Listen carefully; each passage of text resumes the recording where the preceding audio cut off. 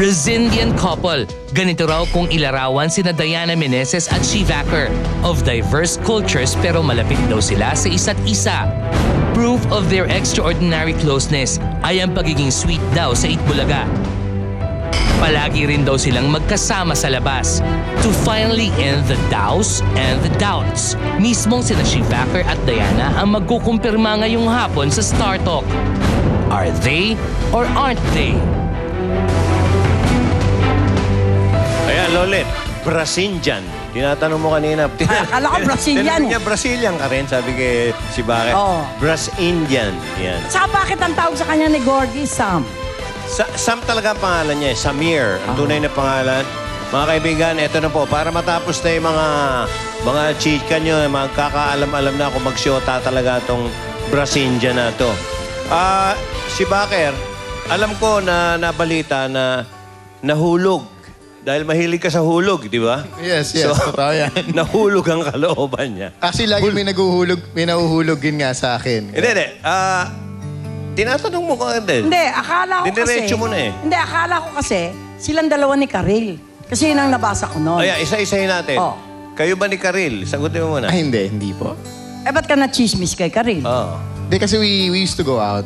Parang mag-nood kami ng movie, ganyan. So, baka dahil doon na chismis. So, pero ever since naman... Pwede ba yun? Nanonood kayo ng movie together? Hindi kayo mag-on?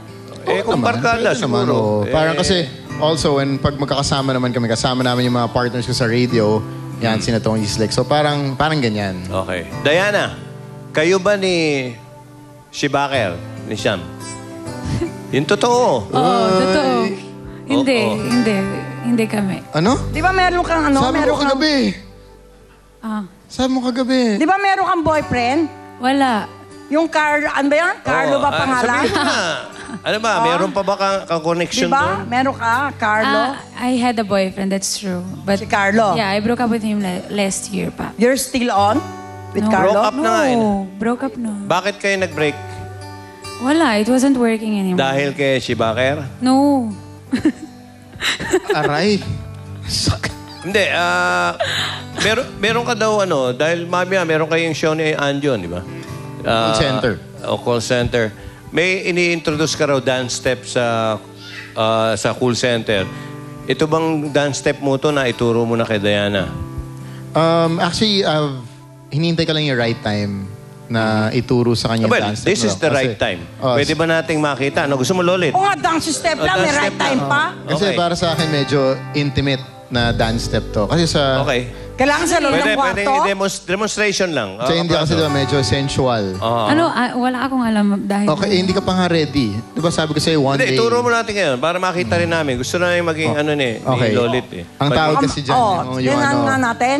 Ang tawag dyan yung Sige na, Diana. Okay. Ano? Ano I'm pangalan? part of the dance? yung or you're penetrada. Ha? Penetrada. Penetrada. Oo. Alam mo, Tito Joe, parang bastos yun. Hindi bastos yun. Hindi. Para Spanish nga eh. Spanish. Sa Brazil, bastos yun. Ang penetrada? Oo. Ano ibig sabihin? O hindi pwede sabihin. Sige nga, sabihin mo na. Hindi nga pwede Bastos sabihin. naman eh. Okay, anyway. Oo. Okay, paano yung penetrada? Actually, madali lang siya, no? Yung thumbs mo, iipit mo dito sa may waist, ganyan. Tapos left-right lang siya, ganyan. Aha. Oh, maganda. Double-double. Oo, May- single, double, single. Yan, ganyan. Oo. Ayan. Tapos kailangan nakapikit ka para talaga ma-experience mo yung full power niya. Aha. Yun. Nakapikit daw. Oo. Penetrada. Tapos face to... minsan, pwede magkatabi. Minsan, pwede... Ayan anong origin yan? Anong origin yan? Anong bansa? Actually, sa India. Sa India, penetrada. Oo, Hindi, kasi nakita maraming ko na folk yan eh. cultural dances doon. Ayun. Okay. Parang hindi ako naniniwala. Ako rin eh. Oo. Ikaw naman. Ikaw Parang naman. ka-client lang, ha? Ikaw, ituro mo Ay, naman ako. yung portamoneda. Oo nga. Portamoneda. Ay, hindi yun. Nandudukot yun ng ano. Kaya nga, mas bastos yun. Oo, Nandudukot ka pandurukot ng yun ng penetrada. ano. Okay, sige. Imbitahan nyo na sila. So, wala pa raw. Wala tayong magagawa. Hindi natin mapipilit kung wala. Kahit nakikita namin na sabay kumain yan at nagsusubuan, wala tayong magagawa. Oo, doon daw sa Itbulaga. Lagi kayo nagsusubuan kumain.